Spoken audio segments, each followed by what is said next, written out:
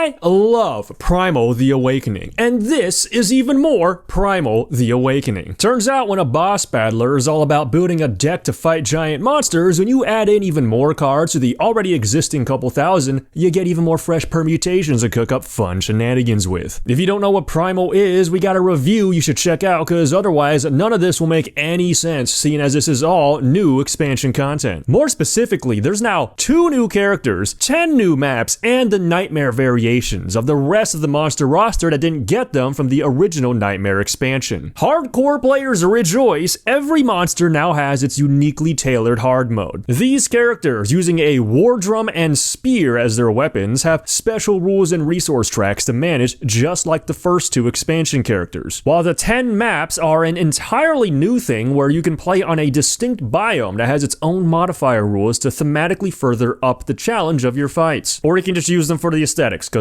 let's be real, these are way cooler than the default board art. Also, there's a new organizer solution, since there's now more cards, and it's Calyx friendly. Now, before I gush about this content update for one of my favorite games, disclaimer that this is a paid, sponsored video, and for what I played of this pre-production copy, I solo two-handed the 2 new characters at level 2 and 3 against these guys' Nightmare modes, with all their extra hard cards added in and in their natural habitat. Originally, my idea was to complete a fight on every biome type, but I didn't get around to it, because it turns out you can't just expect to get dub after dub, since I got stuck on Nightmare Philaxer and Pazis, who I did eventually beat, but the behemoth bejeweled Bork Barker is actually a menace and probably wasn't beatable in the Crystal Cave without me completely overhauling my builds, because I was doing some slow and steady wins the race kind of strategies and didn't want to redo the entire loadout just for this time crunch scenario. Which, speaking of, the 2 new hunters, Drusk and Zarya, both offer super fresh new playstyles, with the wardrum easily being the most complicated character so far. But this is definitely one of the coolest gameplay loops available in Primal. As expansion characters, you can expect crazier things, since games need to feature creep new content to stay fresh for the existing fans. And just like the other expansion characters, these Heart of the Wild hunters both add in more innate rules for their own mechanics. Zarya gets a more decently basic resource track, kind of like the gunner's bullet track. You do stuff to go up the track and then spend it for strong effects. The difference here is that the spear's pierce track, as it's called, gets filled simply for playing consecutive blue cards, and once it's full, you can choose to spend all of it to make an attack use your weapon's pierce damage value instead of the base one. Thus, it's not like an all-encompassing mechanic where most cards rely on it in some way, but rather something that's another option that, if managed well at the right times, will provide hugely opportune bursts of damage, allowing Zarya to join the ranks of some of the highest damage dealers in the game. Meanwhile, Drusk is absolutely cracked at making your turns take longer. First of all, his rhythm track increases whenever you discard a card from your hand that matches the color of the card on top of your discard pile. When it reaches the cap of 3, it triggers anything you got with this icon, and from this point on, whenever it would increase, instead you draw a card. And when someone else attacks, you can set it back to 0 to increase the damage by 6 times your level. Furthermore, some of your cards have the resonance keyword, which you're only allowed to have max 8 in your deck for balancing reasons, because whenever you play consecutive resonances, you double the effect of the card. That's a lot of rules that's not going to be able to succinctly fit on the sheet and are all upside just for existing as Drusk. So what's the catch? Well, your weapons all have really bad damage values, so in order to be effective, it's probably better to be the most supportive supporter ever, because holy shit does this synergize incredibly well with anyone who happens to make use of the vulnerable debuff to double the damage of a huge attack. Oh, what do you know? Zarya can do that with them pierce attacks, and that's over 100 damage, which is basically what I spammed in my first few games at level 2 while I was learning the characters, cause a big number make a dopamine go brr. Picked a mastery that supported piercing and one that made resonance spam go even crazier, cause I figured the fastest way to cheese the track is actually via copying and doubling effects instead of the discard minigame. Turns out this was actually too effective, cause I'd be constantly getting the rhythm up, but pierce is way harder to progress quickly and or safely, so these two would be off sync more often than not. Which isn't necessarily a bad thing, cause sitting on 3 rhythm isn't useless, since you still get the draw benefit if it would go up when capped. But as you might imagine, having even more micromanaging of various mechanics in an already decently effects trigger happy game makes playing as Drusk an incredibly skill intensive experience, particularly because of all the minute ways you can squeeze out more value with resonance and rhythm. Like, you can set up the discard pile properly just by discarding normally a stamina costs, but that's easier said than done when you want to be playing specific cards for their effects contextual to the situation at hand, especially if you want to to set up a resonance doubling play. But then again, having 3 rhythm can be extremely strong, so maybe it would actually be more valuable to disregard the play you wanted to make, and instead play a weird sequence of cards just so you can discard properly for the rhythm. In fact, you may even go past 3 and then draw into better options than what you planned in the first place. Furthermore, this rhythm mechanic gives Drusk by far the most amount of plays you can make when it's not your turn, something I'm always a huge fan of in any turn-based game so that people aren't sitting there doing nothing when it's not their turn, which is also a necessity IMO in any game where your turns are longer than like 5 minutes. Not only do you have access to assist and taunt, there's plenty of cards that do stuff when discarded. So you can have these giga-brain lineups where you account for a monster behavior triggering that makes you discard a card that matches a color for rhythm that also does something useful when discarded, and this raises rhythm to 3, so it further enables something from your teammate. Realistically though, you'll frequently just be doing assists and taunts that up your rhythm, because it's more difficult to set that up on a 3 trigger. But oh my god, does it feel good if you can ever take advantage of a monster behavior discard to do some absurd combo. Point is, if you're being extremely stringent about your card play, the wardrum can accrue a myriad of bonuses that I'm confident outpaces any other character in the game when it comes to generating sheer value for the team if you're good about always having your engine pieces running at every opportunity. Like, you can draw through your entire deck every turn if you really wanted to, albeit there's not really massive build-centric payoffs for doing so besides this one Venom item, I guess. Because if you wanted to play someone who specializes in that, the Hammer Bro actually has huge stamina outlets for that style of play if you're going to be drawing your whole deck with this hilarious card in Mastery. As for Zarya, this Pierce track playstyle basically feels like a side grade to the Dual Blades Battle Dance track, cause both revolve around spamming a bunch of offensive cards. In fact, the Spear and Dual Blade playstyles have a lot of similarities. They both have access to reclaiming cards from discard as a mechanic, they both have an obscene amount of movement, their cards are generally low costed and have the capability to combo off and create long sequences. However, having to generate Pierce with only blues makes the Spears track much more restrictive, but as a trade-off, Zarya has much more utility and can still function well without constantly using it, whereas Kara relies heavily on the damage from the Battle Dance track to be effective, since the Dual Blade cards don't really offer a lot besides movement and low cost, low damage attacks. The Spear cards, meanwhile, actually have stuff that can do respectable damage even without Pierce, and you actually have utility effects comparable to the other characters, so you're nowhere near as selfish. It's only if you want to be doing top of the line damage that you'll full commit to Pierce by trying to include as many effects as possible to increase Pierce, since you can't reasonably only do it by playing finite blues. Plus, you'll want to cycle cards to have the vulnerable card in hand on time once the Pierce attack's online, and hopefully stuff that further buffs the attack damage. But when it comes to utility, the highlight here is this new guard keyword found only on the Spear cards. When another player in or adjacent to your sector plays a defensive card, you can discard a guard card to make it free. This is really good because with certain recipients, aka anyone who makes use of defensive cards that cost 2, it's basically a doubly effective assist. Guard counteracts one of the fundamental flaws with 2-cost defensive cards, in that part of their efficacy comes from playing at least 2 of them to consistently insulate against attrition, since the deck only has a single 3, meaning that defensive cards ideally are cheap so you can more easily play multiple. And that's what's especially cool about these 2 new hunters, is that not only do they themselves offer new playstyles, but they also open up other characters to new possibilities. You've always wanted to have a deck full of expensive defensive without having to load it up with tons of stamina/draw cards? You can probably get away with that now if you have a Spear teammate who decides to build in some guard. Want to make someone other than the Greatsword player do massive vulnerable attacks? Wardrum enables it. Though, admittedly, you could also just make the Greatsword do even more damage than the stupidly high numbers they could already reach. Also, what's shocking is that if you all in on Pierce with this Mastery and other buff cards, Spear is hitting harder in a single hit than the Greatsword, so let that sink in. Which is exactly what I was doing at level 2, because my first few hunts was with that Mastery and the Wardrum's starter Mastery. Picked some generically good gear that could afford some mistakes, and took on these 4 nightmares with a particularly heart-pumping and memorable Ozu fight, because it came down to the last round, last turn, last hunter, on last hit point, which never actually happened to me before. Like, I've had close calls, like last round or last hunter, but not all at once. Some of that I blame on RNG, because I had horrible luck with the random discards where I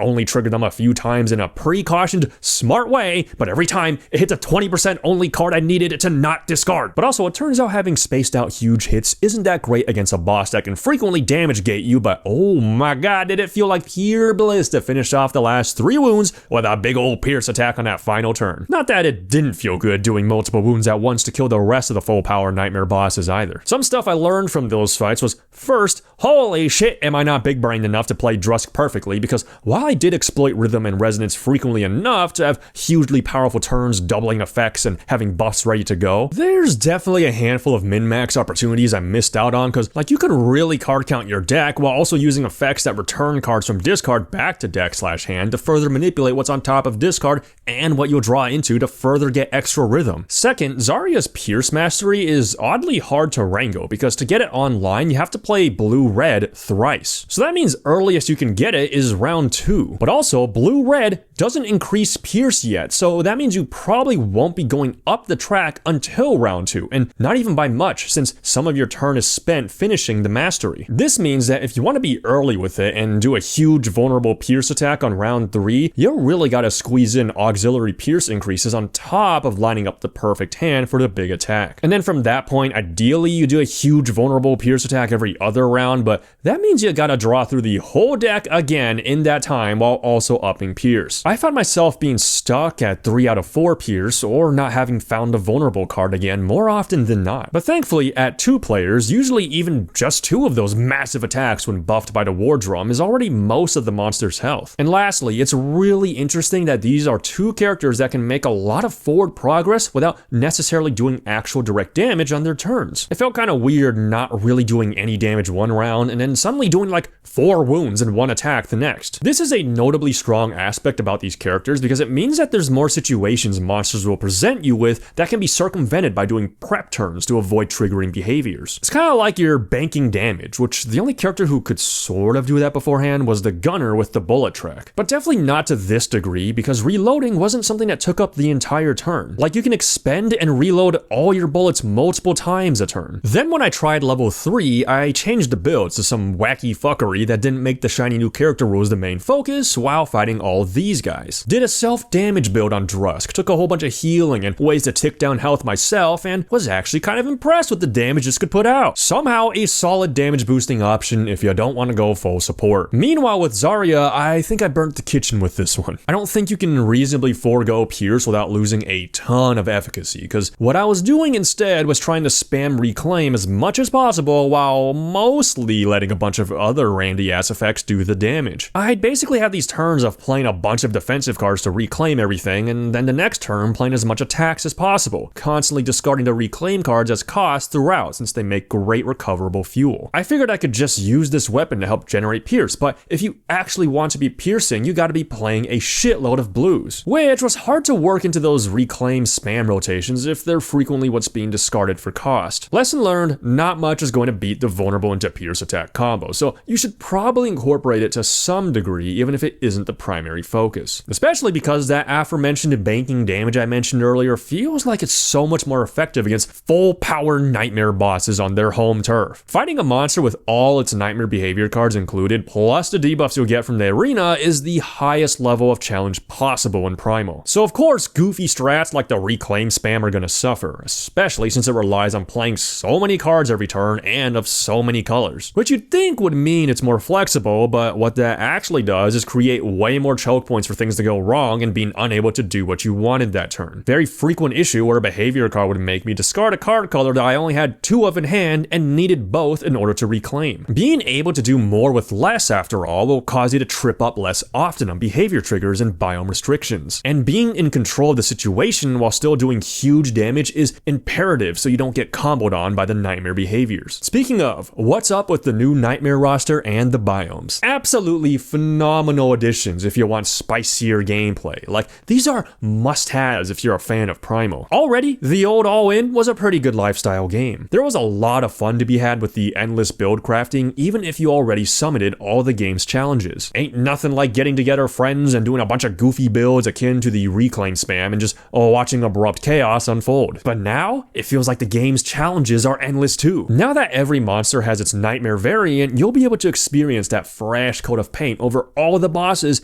and play with their mechanics exaggerated. Something that I found a little disappointing is that if you're way too proficient at navigating the monster, you can be so preventative that you'll never get wrapped up into the boss's game. What I mean by that is that the monsters all have their own unique gimmick gimmicks you gotta play around, right? But a lot of them have these cascading effects that build upon that gimmick. Like if we take Pazis as an example, it can shuffle paralyzing spores into your deck if you fail certain conditions. The game flow is supposed to look something like you get one early on when you make a small mistake, and it doesn't super hurt you until more effects from the monster start to interact with it. And being paralyzed may end up triggering some other behavior that you wouldn't have otherwise had you been able to move. And this may come to a head where at different phases throughout the fight, you steadily end up taking on more and more paralysis spores for an epic conclusion where the boss is almost dead and you're hanging on by a thread. But if you were perfectly playing around everything and never got a paralysis spore at all, this shuts off a number of negative effects that won't do anything without your deck having them. Satisfying for sure, but it does make the monsters feel a little less special if they don't get to do their game plan against you as much. Nightmare mode more often than not forces you to engage with otherwise preventable mechanics, because I remember the first time I fought Pazis and Surkaj, I didn't get a single paralysis spore, and for Surkaj, I never had a card be exiled because its whole gimmick is you freeze and slow down, permanently losing cards as the mechanical representation of it smelling blood in the ice and triggering stuff off of either having a small deck or cards in exile. Well, guess what? In Nightmare mode, I actually had to deal with those mechanics, so it made the fights feel much more intense as a result. And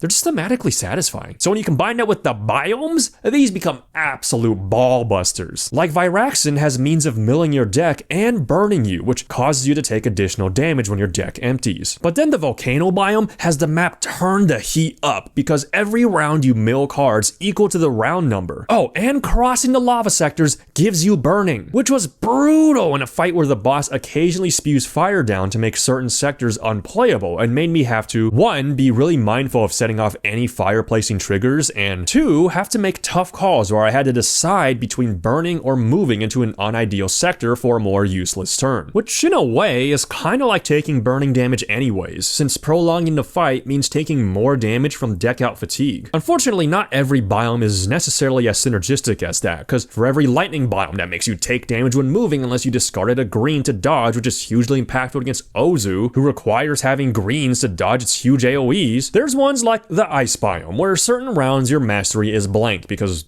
you're cold and unable to focus, I guess. You can't argue all the biomes aren't thematic with their effects though, just some do the explanation and gameplay better than others. I'm less of a fan of the ones like the ice and desert where they just turn off aspects of your kit on certain rounds, because I find that a lot less interesting than probably my favorite one, the crystal cave, because it ends the game faster since it's collapsing, but as a result, it randomly rains crystal tokens onto the board that can be used to discount that color of card. Never even beat that one, but can't wait to make a deck that can really take advantage of that and play way more aggressively than normal. Oh, and also a clarification, how the biomes work by default is you can swap with the normal board to match the element of the monster you're fighting, using normal terrain setup for campaign and specific ones for the expedition one-shots. However, if you want, you can also do a custom scenario, and this is where that endless replayability angle gets insane because you can set up any terrain you want following certain restrictions for the monster. I feel like normally I'd probably just fight the monster with its usual setup,